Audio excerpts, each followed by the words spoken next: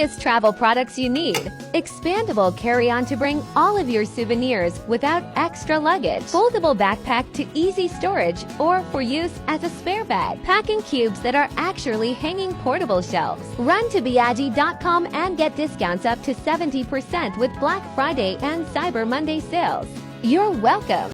This is a robot to control my curtains from my phone. It's so easy to install and perfect for letting natural light wake you up. You can easily set up schedules in the app or link it to a remote controller.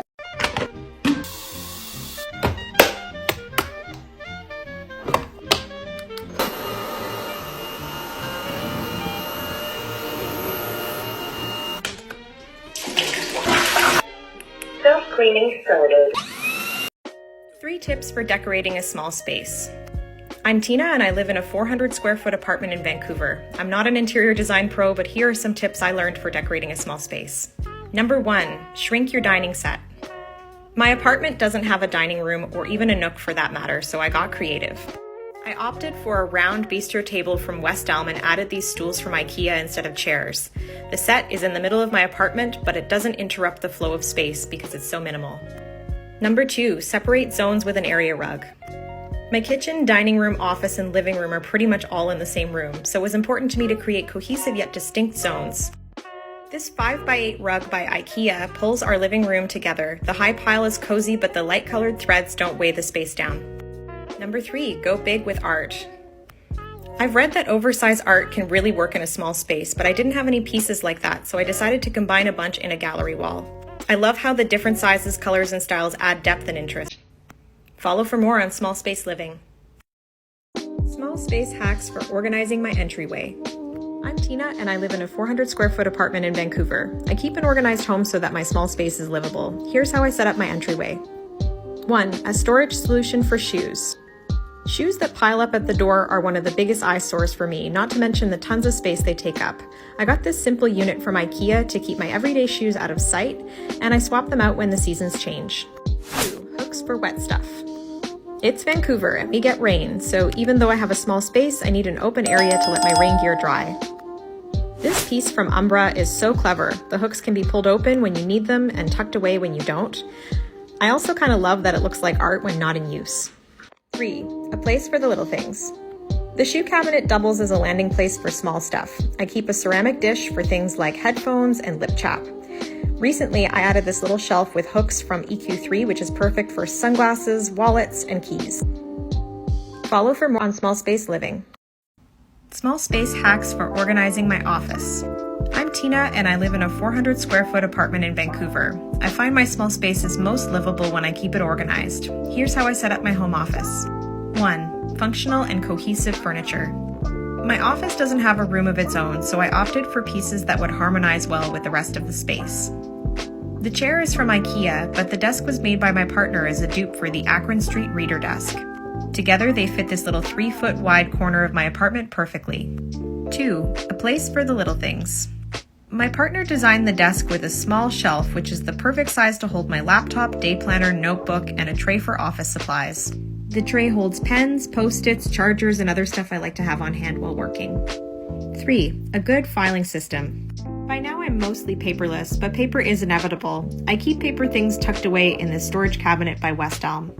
Things I absolutely need to keep collect here for a bit, and then every 6 months I clean out and decide what can go to the banker's box that I keep in my building's storage unit.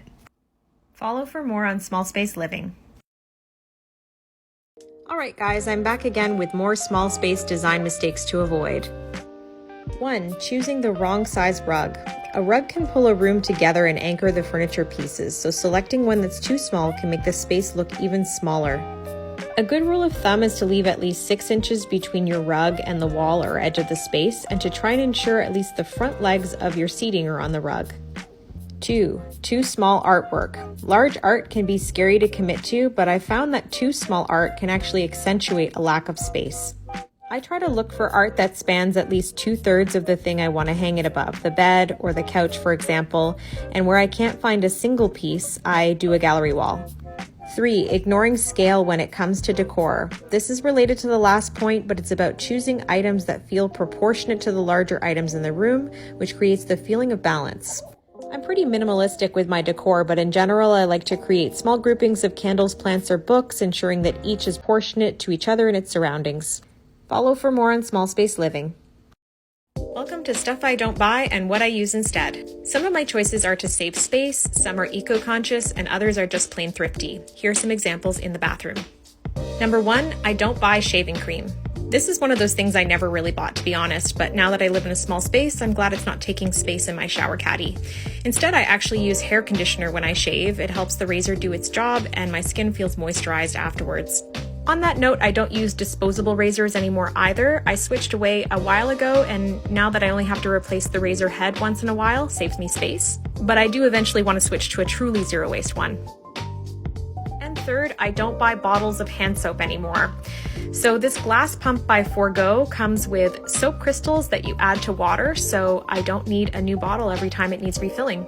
This one is kind of fancy, but I know there are plenty of more options out there. So I hope you found this content inspiring for keeping a small space, and follow for more on small space living. Stuff I Don't Buy and What I Use Instead, Bathroom Edition Part 2. You guys liked this series so much, I'm back with more ways I keep it simple in the bathroom by cutting costs or waste, sometimes both. So one thing I no longer buy in the bathroom is disposable toothbrushes. Rob and I both have electric toothbrushes by Bruche, and not only are they nice looking, but only having to replace the head means less waste than throwing away a full manual toothbrush.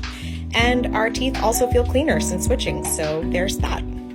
Another thing I don't buy is those plastic shower loofahs, which need to be replaced often because of the bacteria buildup. Instead, I use a wooden body brush, and I find these don't need to be replaced as often, and I can clean them by soaking them in some warm water with soap.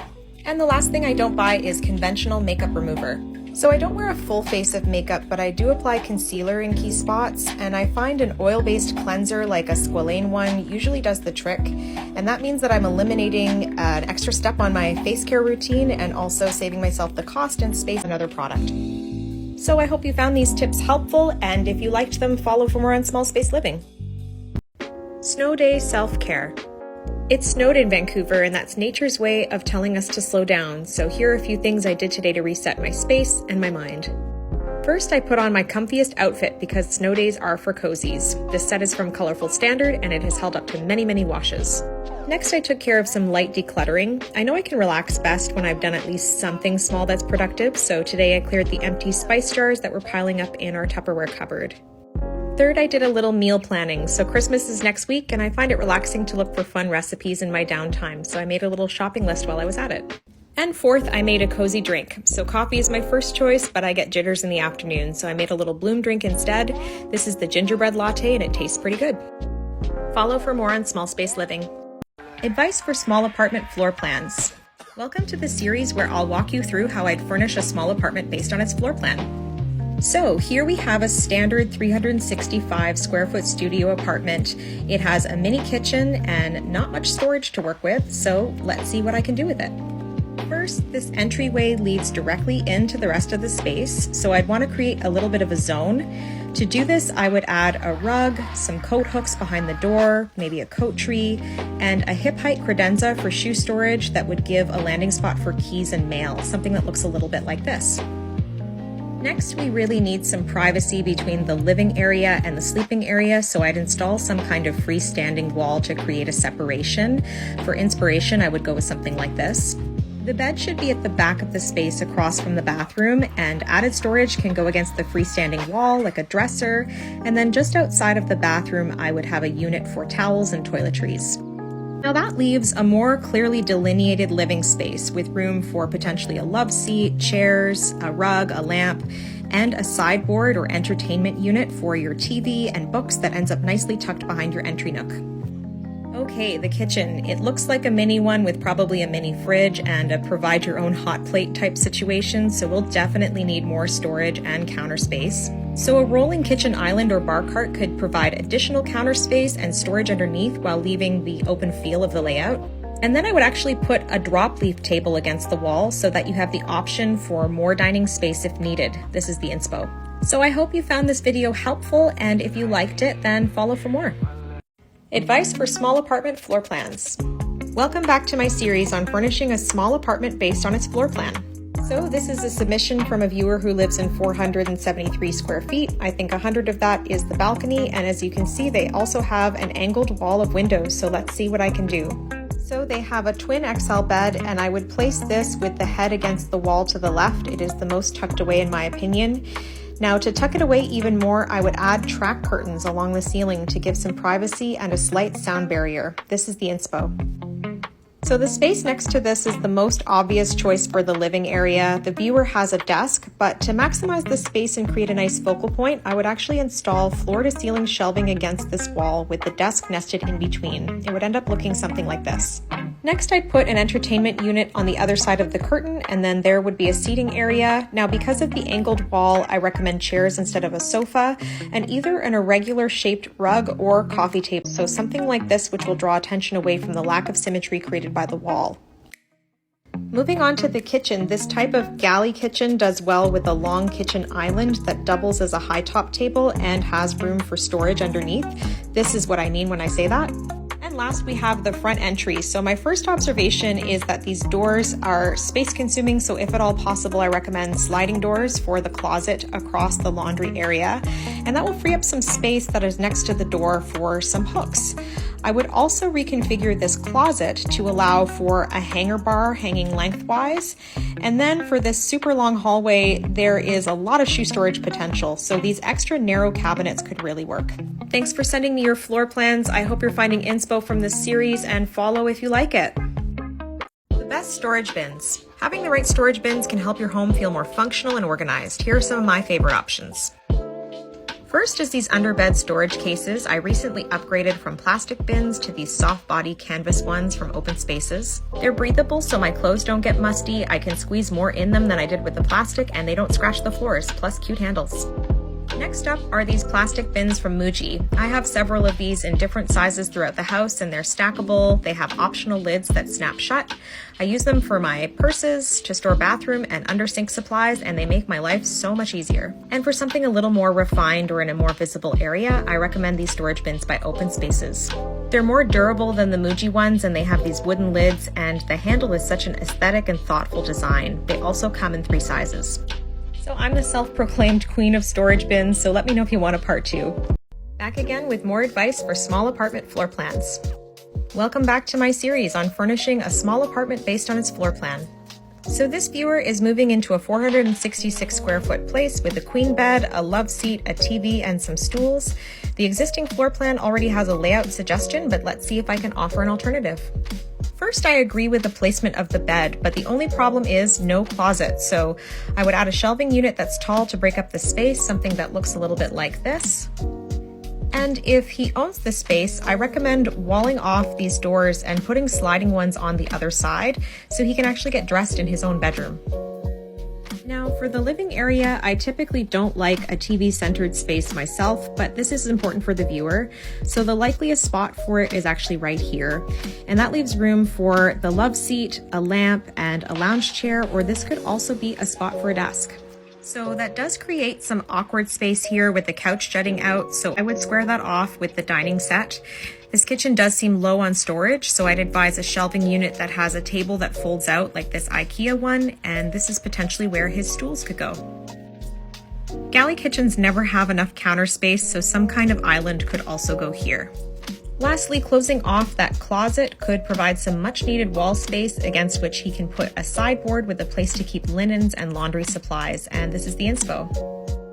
So that's all for now. If you liked any of the items that I mentioned, you can check out my Amazon storefront where I've posted similar, and make sure you follow for more. Iceland Travel Vlog Part 2. Here are some highlights from the past couple of days on our honeymoon in Iceland. We drove from Reykjavik to this place I'm not even going to try to pronounce. It was crazy windy. We actually spotted a lovely wedding taking place at this church called the Black Church of Budir. And we were so worried this little bride was just going to blow away in the wind, but she made it and we were cheering her the whole way through. Then we made our way to a national park and we checked out this incredible black sand beach. There were actually pieces here from a 75-year-old shipwreck. Such a stunning and sobering place, really, considering how rough the elements seem to get here. The extreme winds continued to the next day, and our sushi boat tour was unfortunately canceled, so We decided instead to make our way to this village, which had a really amazing mountain and some beautiful waterfalls. Fun fact, it was a filming location for The Secret Life of Walter Mitty.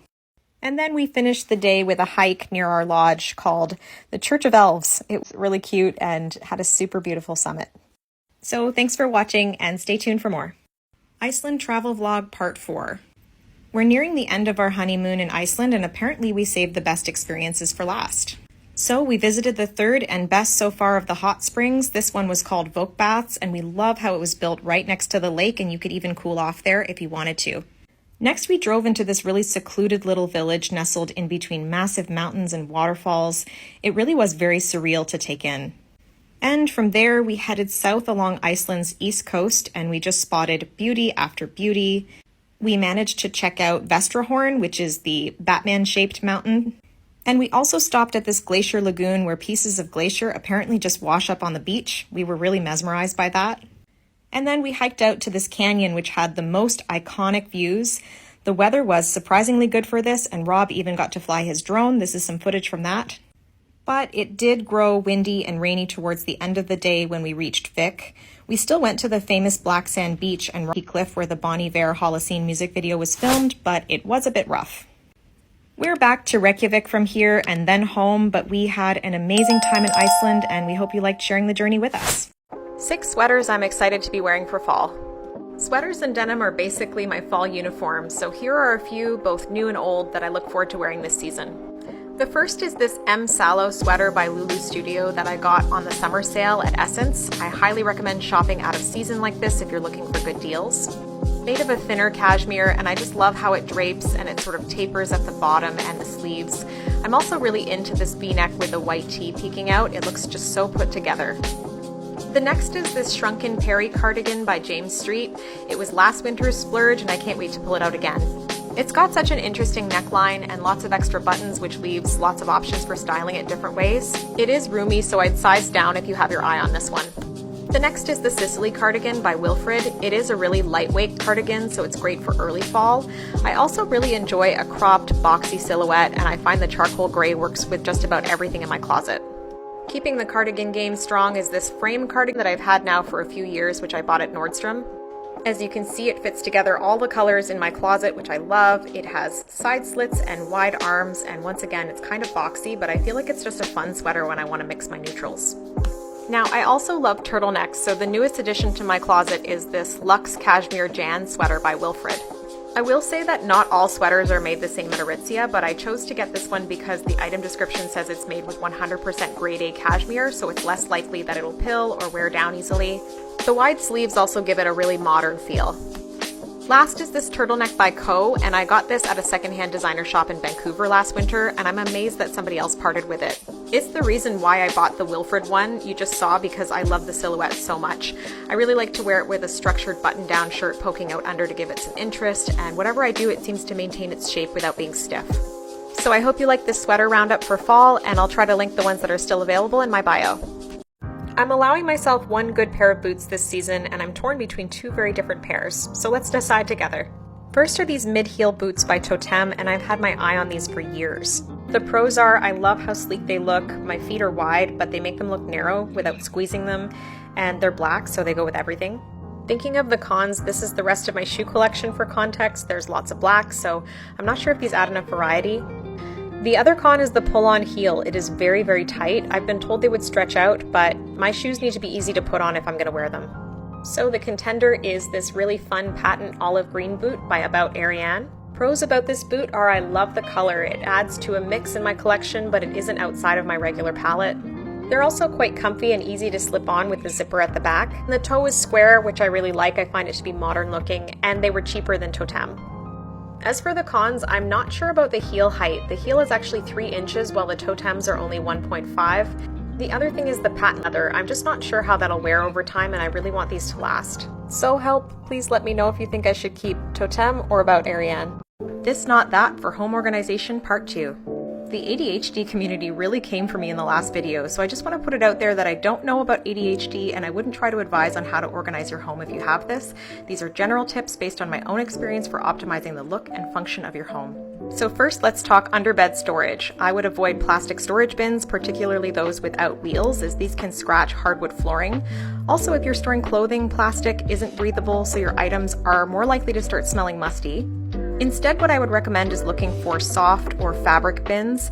I have these ones from Open Spaces, and they're breathable, they're easy on my floors, and my clothing has started smelling good again, so that's a plus. Next are these coffee tables or ottomans where you have to remove the tabletop to access the storage inside. These aren't the worst if you need added storage, but they do become annoying if you need to access what's in them regularly. Instead, I would opt for a table that is open concept underneath and size out your own storage options for what to put in them. This not only allows you to access what's in there without disturbing what's on top of the table, but you can also store free-floating items easily like we do with these floor cushions. Last is over-adherence to using trays and organizers for the strict purpose for which they were labeled. The example here is cutlery trays, which may not make the best use of space in storing your cutlery or fitting inside your drawers. Instead, I would measure the space you're working with and even the key items you're storing, and let that be your guide for shopping for organizers. I did this and found a jewelry organizer that worked better for my cutlery than something branded for that purpose. So I hope this helps, and let me know if you're interested in more tips like this. Lessons in fall dressing. So I've been documenting my outfits this fall, and I wanted to share a few things I've learned in case they help you too. The first lesson is to challenge myself to think out of season. So I was putting away some of my pieces too early, and by testing to see if I could wear some of them in the fall, it turns out I can extend their wearability a little bit longer, giving me more options. The second lesson is to rate my outfits, and this is not to judge myself or my style, but rather to become a bit of a scientist with my own wardrobe. A rating has really helped me to ask myself when I feel good what's working about my outfit and what I like, and vice versa when I don't. And as a result, I'm identifying pieces that just aren't realistic to keep wearing or that I simply don't like as much as I thought I would.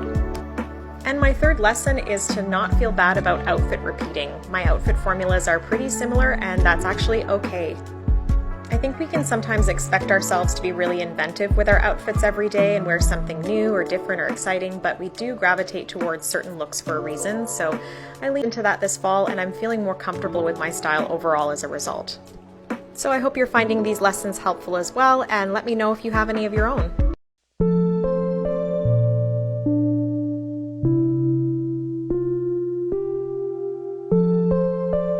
Here are some details about my most asked about furniture pieces. The first is this sofa by Beau Concept, and it's called the Carmo sofa. This is part of a collection of different modular pieces, so you can basically build your own sofa with Beau Concept if you wanted to. We went with a one-armed love seat, and the color of the upholstery is called Camel Frisco. The second piece I get asked about all the time is this side table, and it's by Umbra. It's actually called the Magino Stool and Magazine Rack, and as you can see, it can hold the magazines and books on the side. Apparently it's made from a really thick shatterproof acrylic, but it is not scratch-proof, so I would always protect the top with a coaster. And I probably get asked at least once a week where this lamp is from. This is the Louders lamp from IKEA. It has a couple of neat features like this built-in wraparound for the excess cord. The other thing I love is this remote button so you can turn it on from across the room. And I'm happy to do more of these, so feel free to ask if there's anything else you want to know more about. 3 outfit formulas for rainy days. Winters in Vancouver mean lots of rain, so here are some ideas for how to dress if you're feeling stumped. I find you sort of have to build your outfits backwards, starting with the shoes and jacket to make sure you're prepared, so I'm going to start with these super Berkey clogs. These clogs look really great with pants that are cropped, and the plus with that is that they don't drag on the wet ground. So I opted to pair them with my Citizens horseshoe jeans. With oversized bottoms like these, they can be balanced with a slim-fitting top, so I went with a turtleneck by Acne Studios. And then I decided to pull it all together with this workwear-inspired puffer by Danton. For outfit formula number 2, we're going to start with shoes again, and I'm going to work with these lug sole boots by Gani. Now, I actually love the look of a chunkier sole boot with a skirt, so I'm going to start with a skirt and a pair of tights. And this is great once again for the rain because you've got nothing dragging on the ground. This skirt can be paired with pretty much anything, but today I decided to go for a cropped cardigan. And the reason why is because I wanted to pair it with this Totem quilted coat, which is kind of boxy. I love the shape of this outfit, but it could use a bit of extra color, so I've decided to top it all off with an accessory. This Acne Studios scarf is one way to do that, but you could also use a bright or colorful purse if you had one. Anything really goes. This last look is for days when it's really rainy, and I'm going to be using my On Clouds waterproof sneakers. Now these are really sporty and I struggle to make them look anything but, so I'm just going to lean into that with a pair of Lululemon leggings. I'm adding a long sleeve here for a bit of extra warmth, and then I'm going to try to balance the shape and the style of this outfit by bringing in a denim shirt. Now for heavy duty rain days, what you need is a really good raincoat, so I've got this full length one that's kind of oversized from Lululemon, and then just putting my shoes on to finish the look. So I know rainy days can be super challenging to dress and feel stylish, but I hope these outfit formulas help you. Come with me to decorate a tiny Christmas tree. We've had this tree for a couple of years and we've only ever put pine cones and orange slices in it, but I thought this year I wanted to do something a little more colorful. So I went to a store called the Urban Source in Vancouver. It's a great little shop that upcycles stationery materials into craft supplies. I actually found Christmas decorations to be a challenge with this tree because of scale, but this spot seems to have a lot of different options. So I ended up picking up some of these felt balls as well as some really great velvet ribbon. My plan was to make my own garland by stringing the balls one by one through this fish line. This took a few minutes, and then when I was done, I made sure that they were spaced out evenly. I tied some knots at the end, and then I cut the excess string with scissors.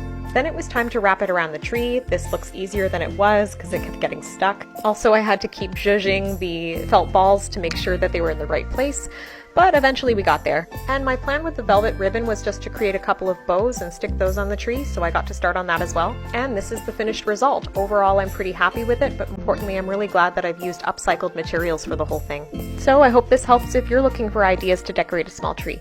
Updating my balcony for winter. We went on our honeymoon in September and unfortunately, these guys didn't make it. So let's make our way to the garden center together and get some new plants. We went to Figaro's and they had some really great plants for the holiday, including this winterberry. I just love the red. So we grabbed a couple of those along with a cute little Christmas tree. Now for the very unpleasant task of cleaning up these dead plants. I also had to give our plant stand a really deep scrub. The dirt was really caked on there. Next I got to work on repotting these winterberry plants. For those of you who don't know, our place is so small that I actually do this right in the living room. It was helpful to have this box to work out of. Now the plants that we bought were actually a little too big for our 4-inch pot, so I was hoping to be able to separate them out, but as you can see, it was quite the process. I really had to get in there and massage the roots until finally some of the little pieces came free, and eventually I was able to put them in 3 different pots. With that all done, it was time to put them back on the stand, but once I got out there I noticed that the tree could use a little bit more sort of festivity, so I had an idea. I decided to bake some orange slices because I saw this done elsewhere and I thought it was a really neat pop of color while still keeping natural. Unfortunately, I kind of burned them because they have to be cooked at such a low heat and I got impatient, but I'm going to work with them anyway and see if I feel like doing this again later. So this is the finished result. As you can see, it's a lot more festive and clean. And yeah, we might add some more plants as we go, but that's the update for now.